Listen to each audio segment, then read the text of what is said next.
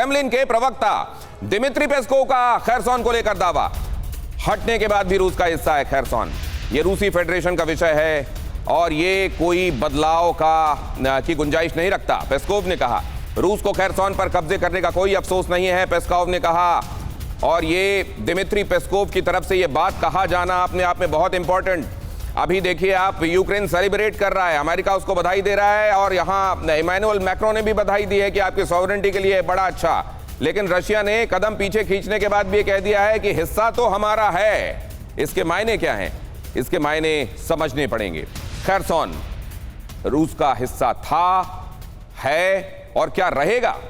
ये जो असर्शन है इसके मायने क्या हैं? खैरसॉन क्या रूस का हिस्सा था, है और रहेगा? पेस्कोव का दावा है सेना वापसी के बाद भी खैरसॉन रूस का हिस्सा है। हकीकत देखिए, मॉस्को ने खुद खैरसॉन से सेना को पीछे हटने का ऐलान किया। आपका हिस्सा है। ये सब घर से ही हैंडीक्राफ्ट का बिजनेस करके हर महीने लाखों कमाते हैं।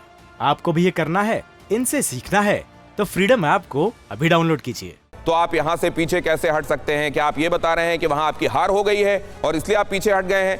अपने हिस्से से कोई तभी हटता है जब वो हार गया हो। क्या ये इस तरीके की मजबूरी है? जरा देखिए, सेना वापसी के बाद भी खैरसॉन रूस का हिस्सा, ये दावा और यहां पर यह हकीकत सेना वापसी के बावजूद उसका हिस्सा बताए जाने को लेकर ये जो दावा किया जा रहा है। अब इसमें देखिए, खैरसॉन रूसी संघ का विषय है, इसमें कोई तब्दीली नहीं आएगी। दिमित्री पेस्कोव जब ये बात कहते हैं तो इसमें हकीकत क्या दिखाई देती है? खैरसॉन में हार के बाद यूक्रेन से बातचीत के लिए तैयारी है क्या ये? और इसी के साथ एक सवाल भी खड़ा होता है। सवाल यह कि क्या रूस को अब खैरसॉन पर कब्जा करने का पछतावा है? क्रेमलिन के प्रवक्ता दिमित्री पेस्कोव, क्या रूस को खैरसॉन पर कब्जा करने का पछतावा है? यह सवाल उनके बयानों के बाद सामने आता है। और यहां देखिए, क्रेमलिन को खैरसॉन पर कब्जे का कोई पछतावा नहीं है। यह बात कही क्यों जा रही है?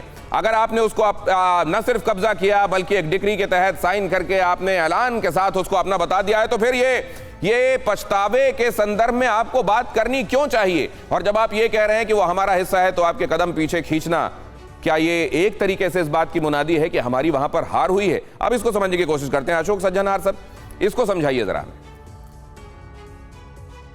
देखिए, मेरे विचार से दिनेश, ये है एक जो दिमित्री पेस्कोव ने कहा है वो एक ये बताना चाहते हैं जो ये हमारे लिए टैक्टिकल रिट्रीट है, परंतु हमारी जो सॉवरेनिटी है उसके ऊपर वो बनी रहेगी। परंतु देखिए, इसमें ये ध्यान रखना होगा सॉवरेनिटी कैसे डिटरमिन की जाती है। या तो यूनाइटेड नेशंस उसको रिकॉग्नाइज करता है जो भाई वो किस देश का हिस्सा है। अभी तक तो ये जो खैरसॉन है, ज़पोरिजिया है और जो डोनेट्स्क और लुहांस्क है, दोनों ये चारों जो प्रदेश हैं जिसको रूस ने कहा है that for all time to come ये रूस का हिस्सा है। ये देखिए, केवल रूस कह रहा है, पूरी दुनिया में दुनिया का एक देश और नहीं है दिनेश जिसने उनके साथ ये हामी भरी हो जो हाँ हम इसको रिकॉग्नाइज करते हैं। जो बहुत ही अभिन्न मित्र हैं रूस के, चाहे वो मध्य एशिया में हो चाहे आर्मीनिया हो, एक भी देश ने ये रिकॉग्नाइज नहीं किया है। तो रूस कहता रहे तो मैं तो ये समझूंगा, देखिए डी जोरे तो बिल्कुल अकॉर्डिंग टू इंटरनेशनल लॉ ये वाला जो एरिया था ये यूक्रेन का एरिया था। अब ये थोड़ा बहुत डिफैक्टो उन्होंने कैप्चर कर लिया था फरवरी के शुरू में जैसे ही जंग शुरू हुआ था। अभी डिफैक्टो खैरसॉन को उन्होंने रिकैप्चर कर लिया है।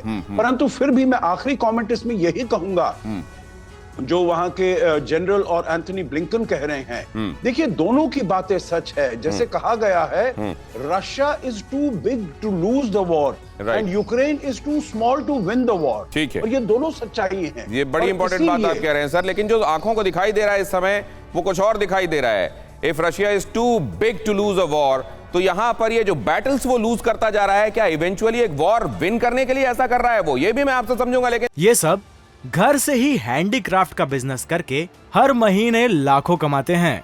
आपको भी ये करना है, इनसे सीखना है तो फ्रीडम ऐप को अभी डाउनलोड कीजिए।